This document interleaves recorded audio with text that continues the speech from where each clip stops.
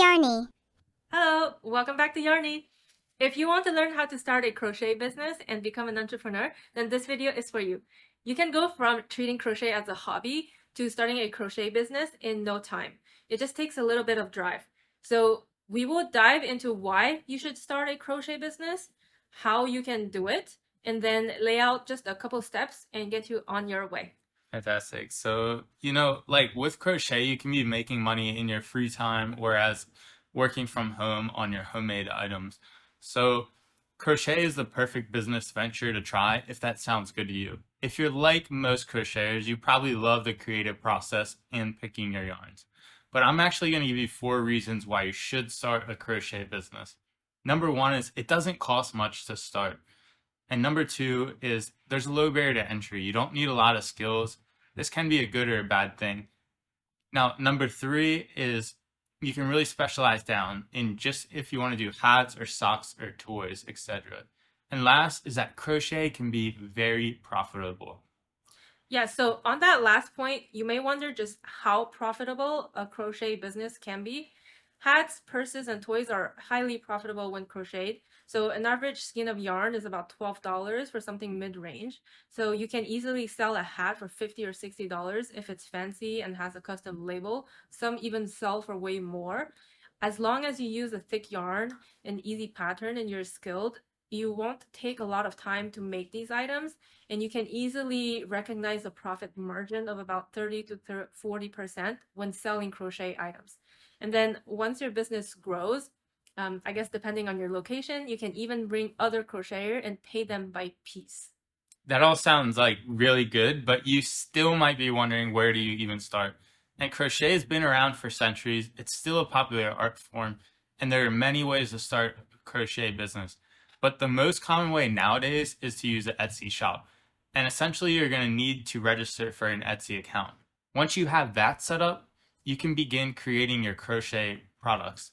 We recommend starting by choosing a niche that you want to focus on. For example, like we've said, you could crochet baby blankets or scarves because these items are always going to remain popular and they're also pretty easy to make. Once you're established, then you can move into more variety. And after you've chosen your niche, then you're going to create a listing for your product on Etsy.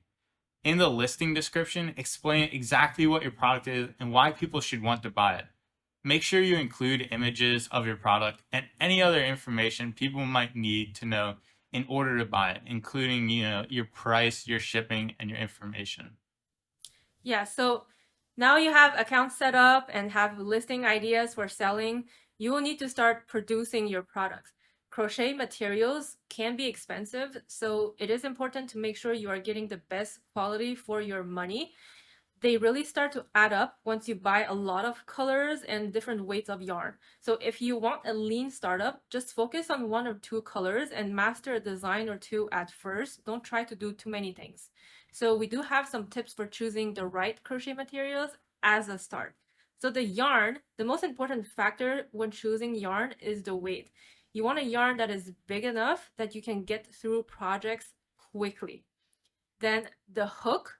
So a quality crochet hook will make your project go way much smoother.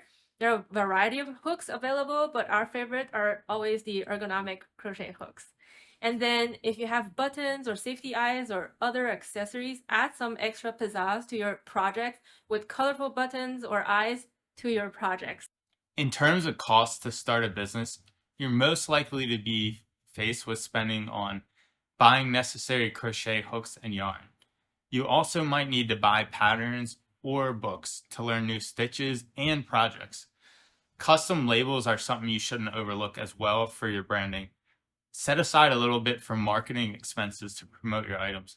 Lastly, once you get going, you might even need to budget for QuickBooks because you're going to keep track of all your accounting and expenses. You can start a crochet business with as little as $100, but a good sized budget's probably going to be $500. With that, there should be no issues on getting yarn, labels, hooks, and still have a bit left over to pay for advertising. Say something like Facebook or Instagram even.